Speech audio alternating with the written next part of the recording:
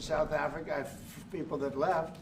What was meant to be a cordial meeting to mend frosty relations between South Africa and the U.S. degenerated into a confrontation after Trump ambushed Ramaphosa with claims of the killing of white farmers in South Africa. But Ramaphosa downplayed the criticism when speaking to the press. The issue that he kept raising, or he raised prominently, is the issue of genocide. And when he was asked by one of you, and thank God one of you asked, whether he was convinced that there was genocide, he says, no, he's not convinced. Much as he flighted the video and all those press clippings. And in the end, I mean, I do believe that there is doubt and disbelief in his head about all this. You wanted to see drama and something really big happening. And I'm sorry that we disappointed you somewhat when it comes to that. Following the contentious public exchange, Trump hosted Ramaphosa for lunch and further talks. It is during these talks that Ramaphosa says a lot was achieved. We were able then to have really good in-depth exchanges with Mr. President Trump and his other officials. The discussions revolved, of course, around golf, but they also revolved around issues of trade and investment. And we were able to, in discussing all that, one, to confirm that there will continue to be engagement between South Africa and the United States officials, particularly the trade and industry level, to deal with the package of issues that we had tabled that have to do with trade and investment. Ramaphosa says the two countries will continue engaging. So there's no disengagement. For us, that was one of the key outcomes that we had wanted. Our objective in coming here was to reset relations between the two countries and to reposition our relations, which had become contaminated by some of the issues that had been raised during the engagement. Despite the tensions, the two countries share economic ties, especially in mining and minerals, with South Africa remaining the US's largest trading partner in Africa. Joy Kiruki-Juma, CGTN. Julie Shire is in Cape Town and joins us live with more on this. Julie, what an extraordinary diplomatic meeting at the White House. What has been the reaction across South Africa? Indeed, Penina, this was quite the meeting yesterday.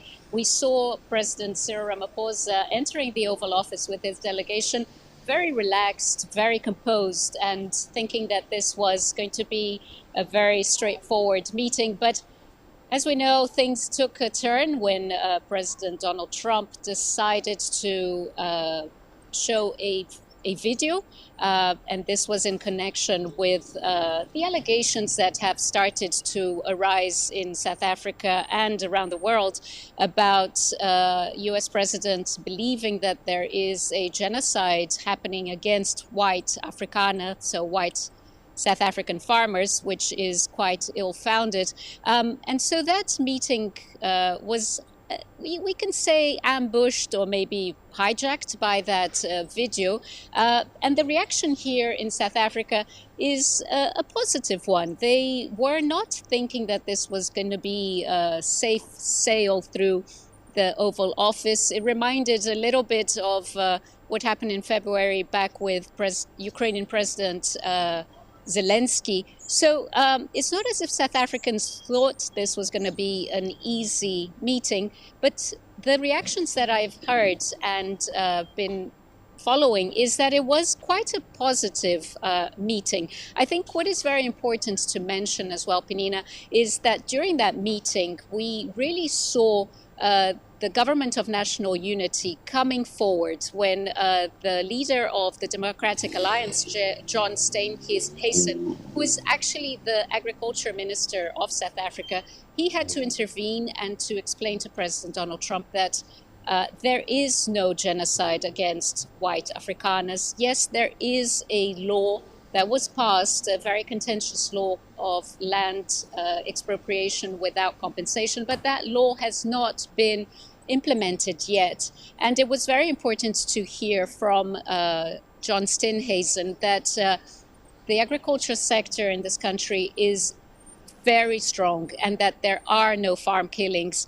There is a huge level of criminality, and that is the reason why yesterday when we saw that video that was played showing that there are so many deaths within the farming community, but the truth is the majority of the people that are usually killed and have been killed in South Africa are mainly black. So again, going back to the meeting and what is being said here in South Africa is that it was a very positive meeting from the part of President Cyril Ramaphosa, who remained very composed during this meeting and did not bite the bait that President Donald Trump was trying to pass. Penina. Yeah, and Julie, we heard from President Ramaphosa after that meeting saying that that meeting was successful.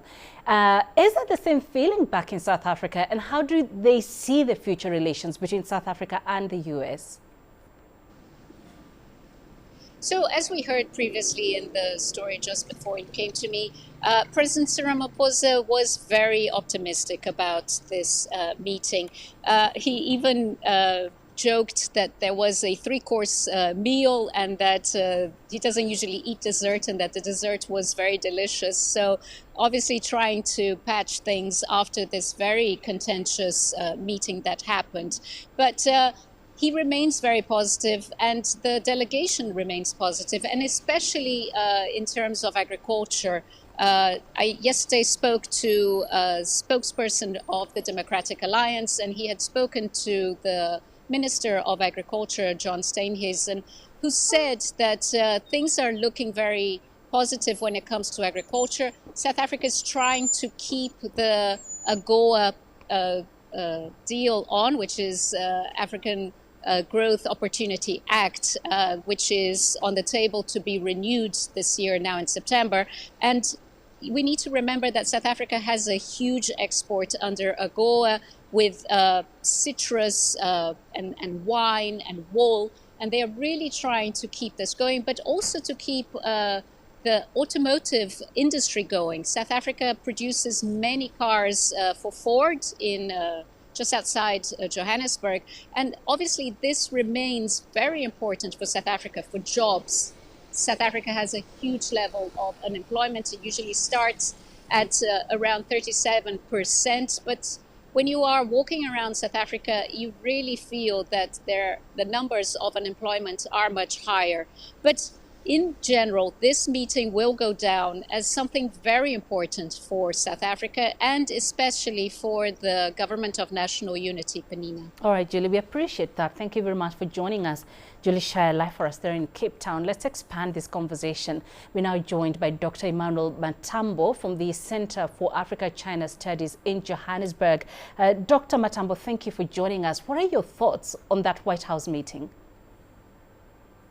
Well, thank you very much for your invitation and a good day to your viewers and listeners. The meeting was being judged against a very low standard of the bust-up that happened between President Donald Trump and President Volodymyr Zelensky, wherein Zelensky was attacked not only by Trump, but also by members of the media, including J.D. Vance, Trump's vice president. So that was such a low standard against which President Cyril Ramaphosa's talks with Donald Trump were being held yesterday. But few things stood out for me. The first thing was just the composition of the South African delegation, which included people from the government, people from business, and people from golf, which is Donald Trump's sport of choice. So that played somehow into Donald, that appealed to Donald Trump, because with Donald Trump, we have come to realize that all politics is personal with him. So to appeal to him at a personal level, I think was kind of smart of the South African delegation, even though I would have wanted to see Donald Trump to be more enthusiastic when he was being told of this book that President Ramaphosa gave him. When it came to the substance of the of the visit itself, two things that should have mattered most. One was the restoration of trade, the restoration of American aid to South Africa, and the second one was to debunk the issue that there is a genocide against white citizens here in South Africa. I don't think those issues were traversed to a good extent, and I don't think President Ramaphosa really thought that he was going to change Donald Trump's mind. But we hope, obviously, that in the long run, it might restore a stabler relationship between the two countries than what has been the case since January the 20th. Yeah, for Ramaphosa, he had said even before he went for that meeting that the aim is to reset ties and that he was looking for trade and investment deals. What are some of the key outcomes of that meeting in the White House? What we saw in the Oval Office did not really have any substance or much substance except the optics when it comes to resetting this relationship, to use President Cyril Ramaphosa's words. Now, what we know to respond, what we can respond to more favorably is what took place after the Oval Office. By the way, the sequence was changed. Actually, it was supposed to be a working lunch first of all, and then that press conference, but then that was appended. So according to President Cyril Ramaphosa's report afterwards, when he was reporting on the talks that happened behind closed doors, he said the reports were quite successful. So with that, I hope that there will be a restoration of formidable trade ties between the United States and South Africa. Obviously, at the back of the mind, a lot of Africans hope that when AGOA is up, that is the Africa Growth and Opportunity Act, when it is up for renewal, that President Donald Trump will extend it. If that is cut and suspended, then we will see that there will be an anemic trade relationship between South Africa and the United States of America.